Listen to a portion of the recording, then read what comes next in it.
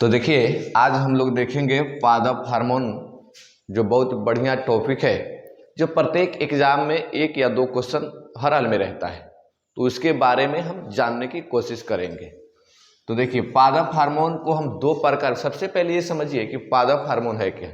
पादप हार्मोन पेड़ पौधों में पाया जाता है और इसके साथ साथ इसका कार्य क्या रहता है। पादप हार्मोन एक ऐसा हार्मोन है जो पौधे में या फिर पेड़ पौधे में उसके विकास को अवरुद्ध करता है या फिर बढ़ावा देता है, बढ़ाता है या फिर उसके विकास को रोकता है। उसकी प्रकार से पादप हार्मोन को हम दो प्रकार में बांट के पढ़ेंगे।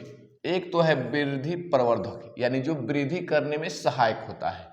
एक होता है वृद्धि रोधी, जो वृद्धि को रोकता है, यानी वृद्धि को रोकता है। और ये वृद्धि प्रवर्धक का मतलब होता है जो वृद्धि करता है, यानी जैसे पत्तियों को बढ़ाना है, पेड़ पौधे को बढ़ाना है, तो बढ़ाने का जो काम करेगा उसको वृद्धि प्रवर्धक, और जो उसकी ऊंचाई को या बढ़ने का जो काम, उसके विकास को जो रोक देगा वो वृद्धि रोधी रहता है। तो पहले हम देखेंगे ऑक्सिन हार्मोन की, ऑक्सिन हार्मोन की। किसकी चर्चा करेंगे? ऑक्सिन हार्मोन की चर्चा करेंगे। देखिए सबसे पहले इसका खोज 1880 में हुआ था और ये डार्विन के द्वारा किया गया था। किसके द्वारा किया गया था? डार्विन के द्वारा।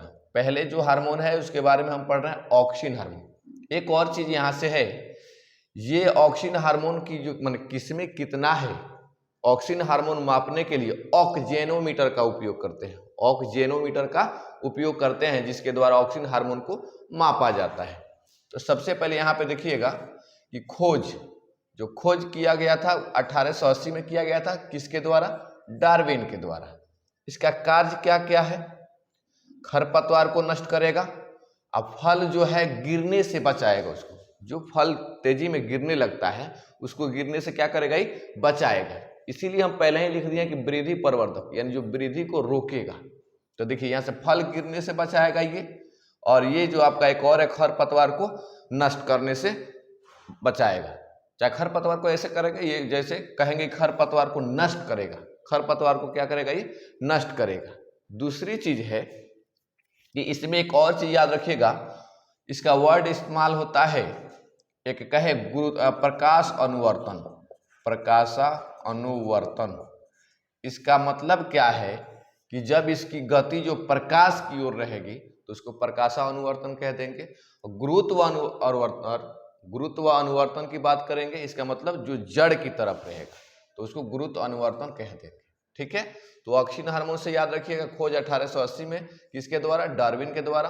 कार्य क्या है? खरपतवार को नष्ट करना और फल गिरने से बचाना। दूसरा जब हम आते हैं तो इसको हम कहते हैं जिब्रेलिन हार्मोन, जिसकी खोज 1926 में हुई थी। और इसके जो खोजकर्ता है उसको कहते हैं कुरोसावा। उसका नाम क्या है? कुरोसावा।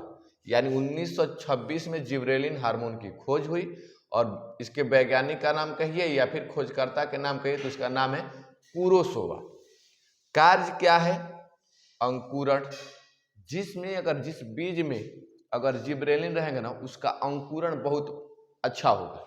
जैसे हम लोग क्या करते हैं, जैसे कई बार धान के बीज गिराते हैं तो एक शीशी में या फिर केला का जो होता है, केला का, उसमें डंब में हम लोग रख देते हैं बीज, और देखते हैं कि कौन सा बीज ज्यादा जमा है और नहीं जमा है, कौन अंकुरित ज्यादा हुआ है नहीं हुआ है।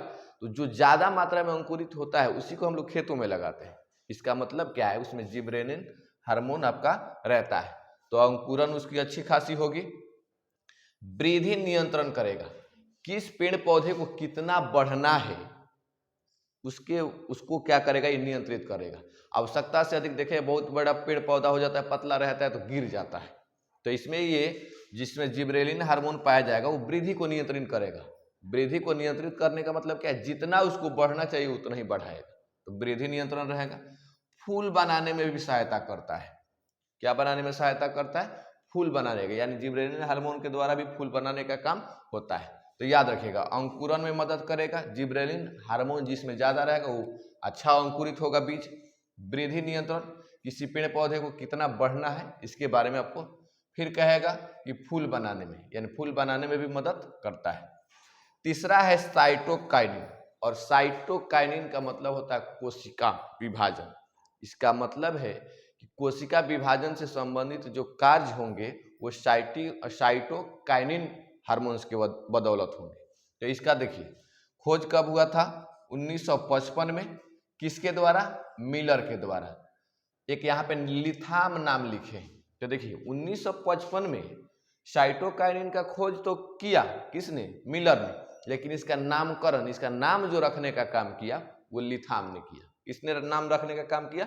लिथाम ने किया। कार्य क्या है?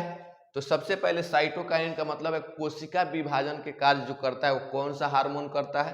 तो साइटोकाइनिन हार्मोन करता है।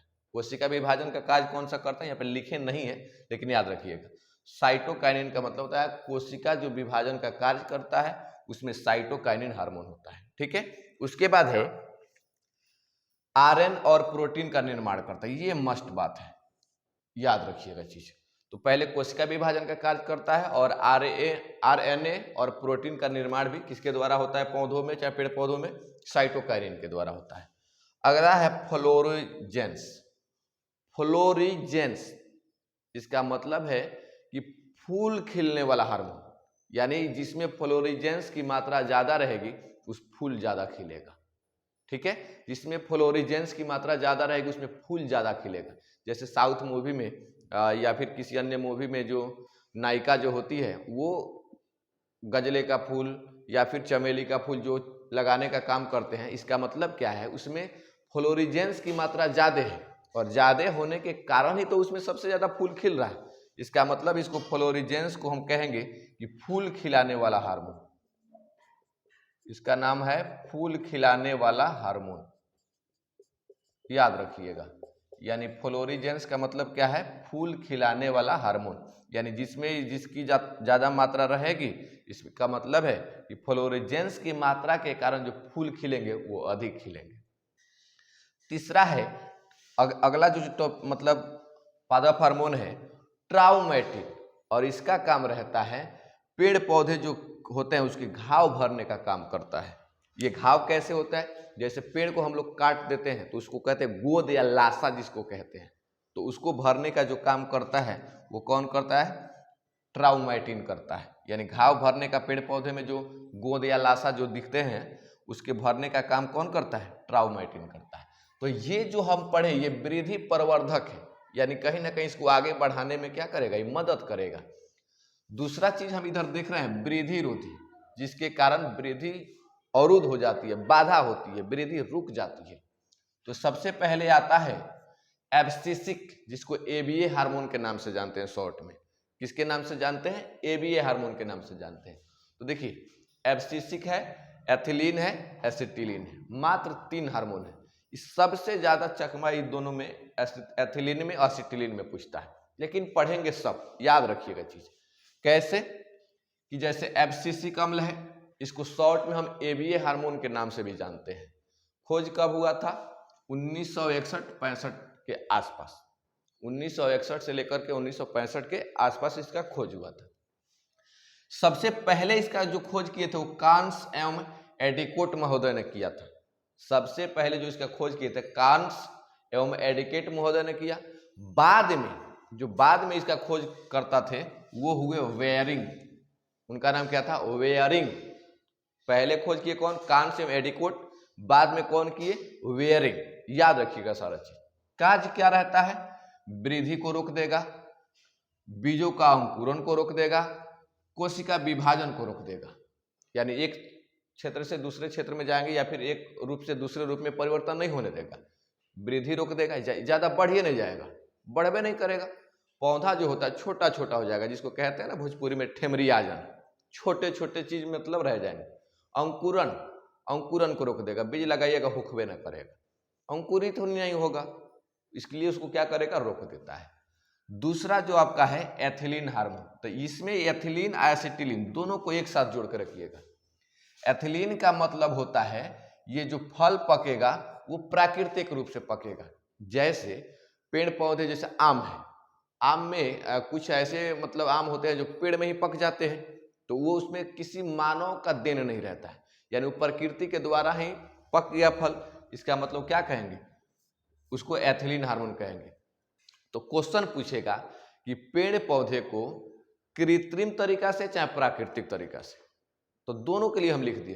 पेड़ पौधे को प्राकृतिक तरीके से किस हार्मोन के द्वारा पकाया जाता है, माने फल को पकाया जाता है, फल को किस हार्मोन के तहत प्राकृतिक रूप से पकाया जाता है। तो देखिए, फलों को प्राकृतिक रूप से जो पकाने का काम करेगा एथिलीन करेगा, और कृत्रिम रूप से जो मानव पकाता है, जैसे भोजपुरी में हम कहते हैं ना, करवाइट ला करके रख देते हैं, मतलब एक बोरा आम तोड़ेंगे, उसमें रख देंगे, उसको कार्टून में या फिर बोरा में पैक करके उसमें करवाइट थोड़ा सा रख देंगे तो उसकी गर्मी से वो पक जाता है। तो देखिए, अगर प्राकृतिक रूप से जैसे पेड़ पौधे, मतलब पेड़ों में आम लगे हैं, आम के पेड़ के उदाहरण हमको दिए, उसमें लगे हैं, अपने मन पक गए, उसमें बिना मतलब मानवीय हस्तक्षेप के। इसका मतलब क्या है, उसमें प्राकृतिक रूप से, इसका मतलब कौन सा होगा, एथिलीन होगा। और यहाँ पे देखिए एसिटिलीन दिया है, यानी कृत्रिम रूप से जो मानव स्वयं पकाएंगे। इस कैसे, करवाइट रख करके पकाने की कोशिश करते हैं। जैसे देखें, मान लीजिए कि कहें कि हम लोग आम खाने से पहले क्या करते हैं, उसको पानी में फुला देते हैं या फिर उसको निचोड़ देते हैं, जिसको कहते हैं चोक। कहीं कहीं बच्चा गिरा लेता है चेहरे पे तो देखें घाव हो जाता है। तो ये चीज याद रखिएगा, अगर फलों को प्राकृतिक रूप से पकाने वाला हार्मोन पूछेगा तो एथिलीन, कृत्रिम रूप से पूछेगा तो एसिटिलीन। उम्मीद करते हैं ये सेशन आपको अच्छा लगा होगा। तो फिर से अगर जो नहीं समझे होंगे, फिर से वीडियो को एक बार रिपीट करके आप देख लीजिएगा।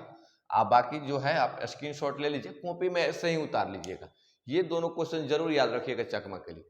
प्राकृतिक रूप से फलों का पकाने का कार्य एथिलीन, कृत्रिम रूप से पकाने का काम एसिटिलीन। एक बार फिर से थोड़ा सा ये आप देख लीजिएगा वीडियो को, तो फिर उम्मीद करते हैं आपको समझ में आ जाएगी। फिर अगला जो हम लोग पढ़ेंगे उसके बारे में जो पढ़ेंगे, जो अन्य वीडियो कल आपको मिलेगी। फिर धन्यवाद।